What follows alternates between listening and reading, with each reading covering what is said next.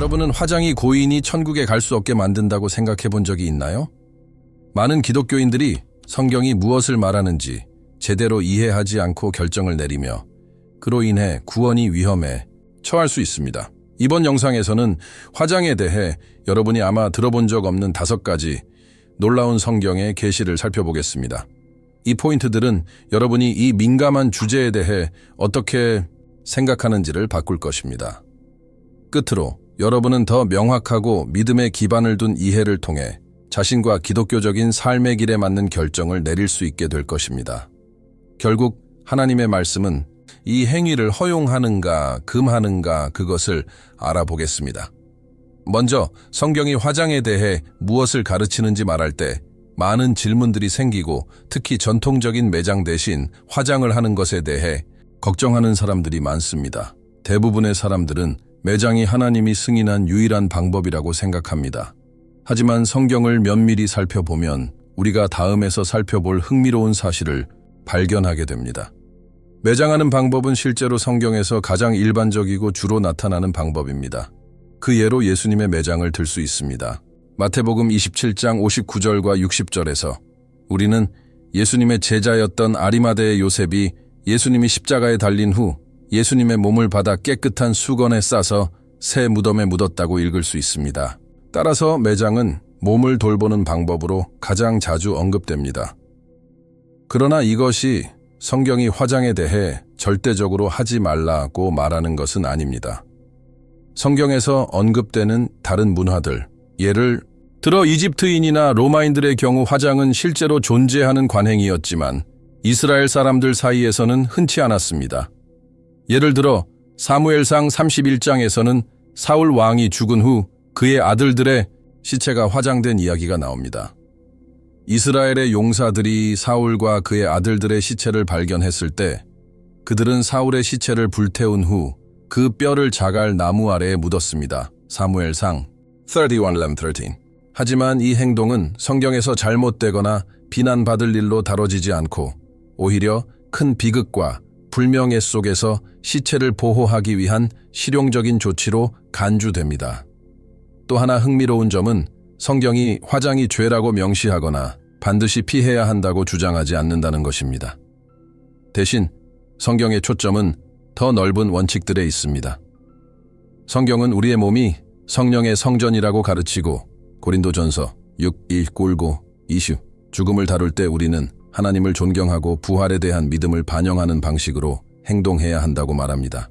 예를 들어 데살로니가전서 4장 13-18절에서 바울은 마지막 때에 묻힌 자나 화장된 자 모두가 부활할 것이라는 기독교적인 희망에 대해 말하고 있습니다. 따라서 성경에서 화장에 대한 명확하고 직접적인 금지가 없다는 것은 우리가 상황에 맞게 해석할 수 있는 여지를 제공합니다. 성경은 죽음 후에 시체가 어떻게 처리되는 구체적인 방법보다는 우리의 마음과 믿음에 더 관심을 둡니다. 유대인과 기독교 전통에서 일반적으로 행해졌던 매장 관행은 분명히 중요한 의미를 가졌지만 성경은 다른 형태의 시체 처리 방식도 배제하지 않습니다.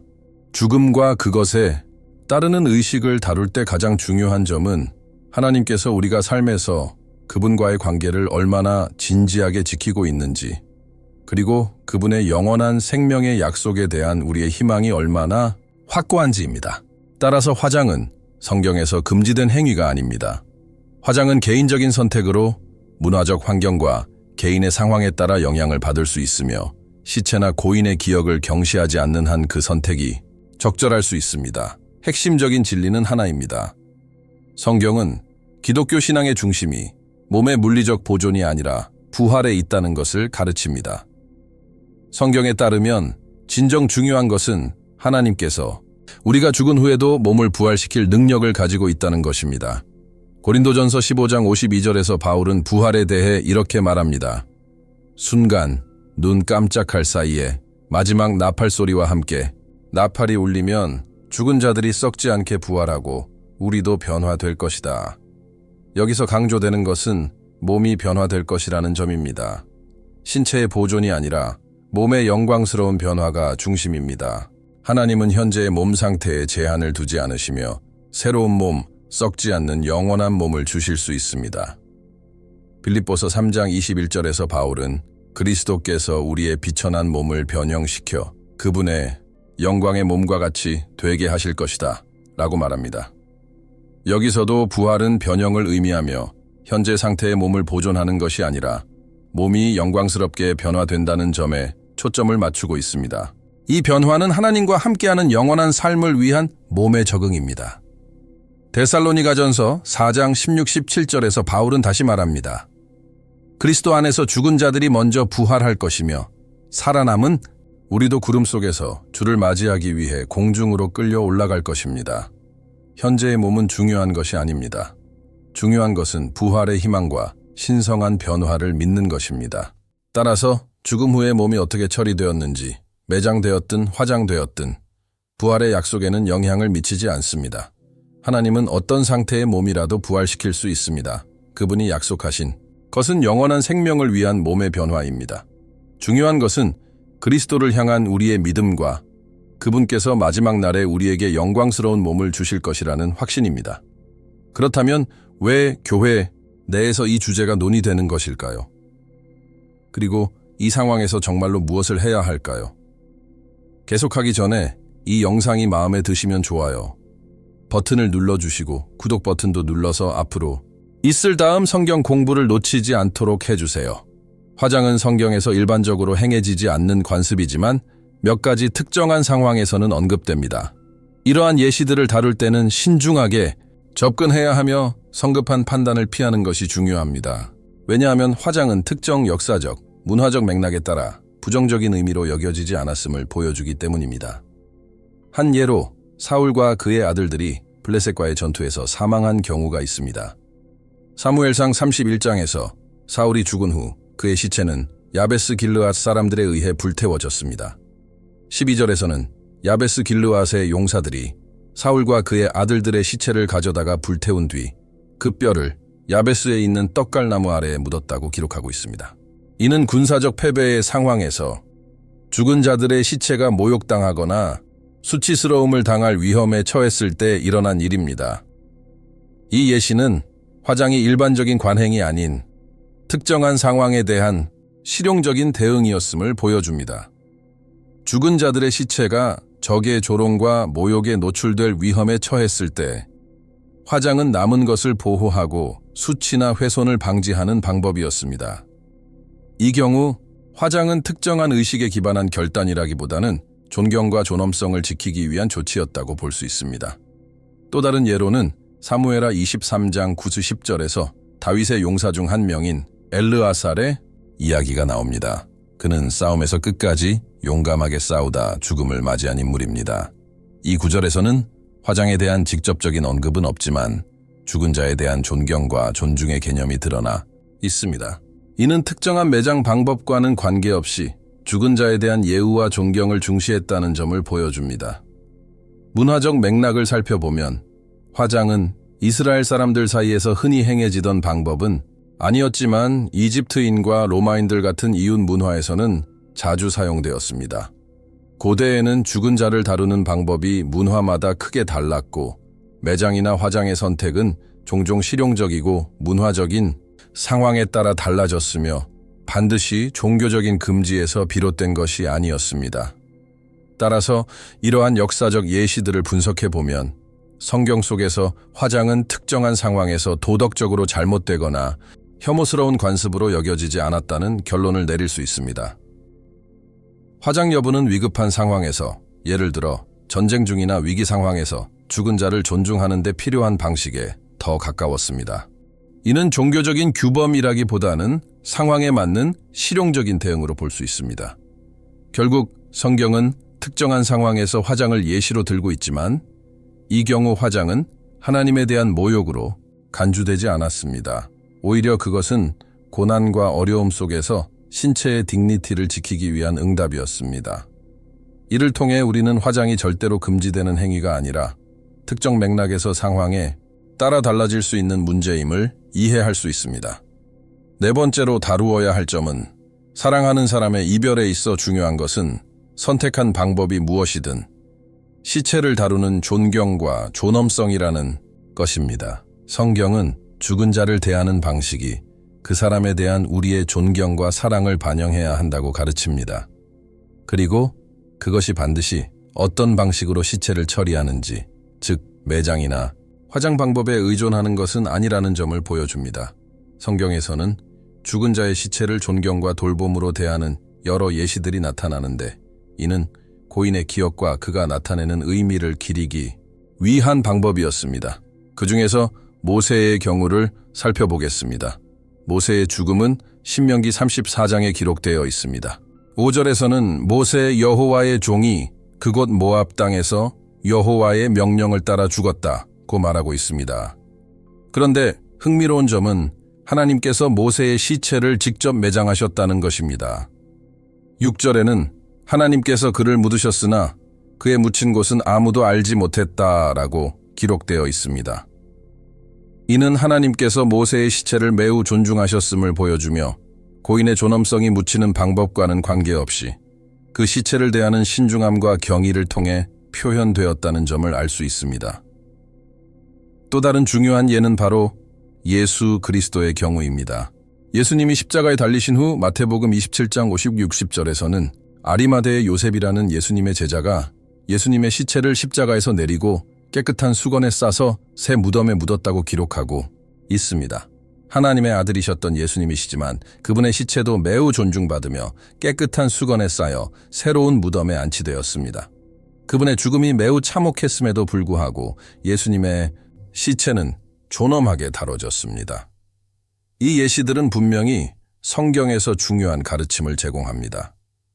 그것은 고인의 시체를 어떻게 처리하느냐보다 더 중요한 것은 고인에 대한 존경과 그 시체를 대하는 태도라는 것입니다. 아리마대의 요셉이 예수님의 시체를 대했던 방식과 하나님께서 모세의 시체를 대하셨던 방식은 시체의 처리를 넘어 고인을 향한 존경의 표현이었습니다. 고린도전서 15장 42-44절에서는 바울이 부활과 몸의 변화를 설명하며 이렇게 말합니다. 죽은 자의 몸은 썩을 것이지만 부활할 때의 몸은 썩지 않을 것이다. 몸이 결국 죽고 부활해서 영광스러운 변화가 있을 것이라는 개념 속에서도 성경은 우리가 살아있을 때 그 몸을 존중하고 다루어야 한다고 가르칩니다. 이것은 매장 방법이나 화장 여부를 넘어서 우리가 몸을 대하는 존경의 마음을 중요시하는 원칙을 말해줍니다. 사랑하는 사람의 시체를 다루는 방식, 그 방법이 매장이든 화장이든 다른 방법이든 간에 중요한 것은 그 사람의 생전에 그가 누렸던 존경과 존엄성을 반영하는 존경의 태도입니다. 결국 중요한 것은 고인을 기리고 그 기억을 존중하는 사랑과 존경의 표현이지 그것을 어떻게 처리하느냐는 문제가 아니라는 것입니다. 모든 일에서 중요한 것은 고인에 대한 존경과 경의를 표현하는 것이며 그것은 우리가 삶과 죽음을 어떻게 바라보는지 그리고 하나님께서 주신 영원한 생명을 어떻게 존중할 것인지에 대한 태도를 반영하는 것입니다. 이 부분까지 함께 해주셔서 감사합니다. 영상 끝까지 함께 하신 분들은 댓글로 4를 남겨주세요. 여러분이 이 영상을 끝까지 보고 계신지 알고 싶습니다. 이제 우리의 논의에서 가장 중요한 주제로 넘어갑니다. 화장과 매장에 대한 결정은 성경에서 절대적인 지침이 있는 것이 아니라 개인적인 결정입니다. 이 결정은 신중하게 기도와 묵상을 통해 내려야 합니다. 각 개인이나 가족은 자신의 신앙, 개인적인 가치, 그리고 고인의 사망과 관련된 상황을 바탕으로 이 결정을 내려야 합니다. 이 문제를 마주할 때 우리는 영적인 인도를 구해야 한다는 점을 이해하는 것이 중요합니다. 사랑하는 사람의 죽음을 맞이하는 어려운 상황에서 우리는 신의 뜻에 맞게 우리의 선택이 이루어지도록 하길 원하며 이를 위해 신의 지혜를 구하는 것이 자연스러운 일입니다. 야고보서 1장 5절에서 성경은 이렇게 말합니다. 너희 중에 누구든지 지혜가 부족하거든 모든 사람에게 후히 주시고 꾸짖지 아니하시는 하나님께 구하라. 그리하면 주시리라. 이 구절은 우리가 어려운 결정을 내릴 때 하나님의 지혜를 구해야 한다는 것을 상기시켜 줍니다. 기도는 이 과정에서 매우 중요한 도구입니다. 사랑하는 사람과의 이별이라는 상황에 직면할 때 하나님께 평화, 명확함, 확신을 구하는 것은 매우 중요한 일입니다. 하나님의 평화는 외적인 결정에 의존하는 것이 아니라 우리가 하나님께서 인도하시는 대로 옳은 선택을 하고 있다는 확신에서 오는 것입니다. 때로는 이 결정이 영적 지도자, 예를 들어 목사님이나 기독교 상담자와의 대화를 통해 이루어질 수도 있으며, 이를 통해 우리가 이 선택의 모든 함의를 깊이 숙고할 수 있게 됩니다. 로마서 14장 5-6절에서 바울은 구원의 본질적이지 않은 문제들에 대해 그리스도 안에서 개인적인 결정을 내릴 자유를 이야기합니다. 어떤 사람은 이 날을 저 날과 다르게 여기고 어떤 사람은 모든 날을 동일하게 여긴다. 각 사람은 자기 마음을 확정하여야 한다. 그 날을 주를 위하여 하는 사람은 주를 위하여 한다. 이 구절은 우리가 성경에 명확하게 언급되지 않은 문제들, 예를 들어 화장과 매장에 대한 선택에 대해 우리의 신념과 믿음을 바탕으로 결정을 내려야 하며 언제나 하나님을 기쁘게 하기 위한 선택을 해야 한다는 것을 보여줍니다. 화장과 매장 중 어떤 선택을 할지 결정하는 것은 내면의 평화와 영적인 확신을 가지고 이루어져야 합니다. 이 문제에 대해 정해진 답이나 잘못된 답은 없지만 그 선택은 하나님과 우리의 믿음, 고인에 대한 존경을 바탕으로 이루어져야 합니다. 하나님께 지혜를 구하고 그분의 인도를 신뢰할 때 우리는 평화로운 마음으로 우리의 결정이 그리스도와 함께하는 우리의 삶에 맞는지 확인할 수 있습니다. 이 영상의 마무리에서 첫째로 성경에는 화장에 대한 명확한 금지가 없다는 것을 알게 되었습니다. 이는 우리가 문화적이고 개인적인 맥락에서 이 문제를 자유롭게 해석할 수 있는 여지를 제공합니다. 둘째로, 성경의 초점은 시체를 보존하는 것이 아니라 부활에 있다는 점을 배웠습니다. 진정한 기독교적인 희망은 죽음 이후의 몸의 영광스러운 변화에 있으며 그 변화는 우리의 믿음과 상관없이 하나님께서 모든 신자들에게 주실 것입니다. 그 다음으로 우리는 성경 역사 속에서 화장이 특정 상황에서 어떻게 실용적인 선택이었는지 살펴보았습니다. 그와 함께 화장이 반드시 부정적인 행동이 아니라는 관점을 제시했습니다. 이를 통해 우리는 시체를 처리하는 방식이 핵심이 아니라 고인을 대하는 존경과 존엄성의 중요성을 이해하게 되었습니다. 모세와 예수님을 통한 죽은 자를 대하는 존경의 예시는 이를 잘 보여줍니다. 이어서 사랑하는 사람을 보내는 데 있어 가장 중요한 것은 선택한 방법이 아니라 그 사람을 존중하고 존엄하게 대하는 것임을 논의했습니다.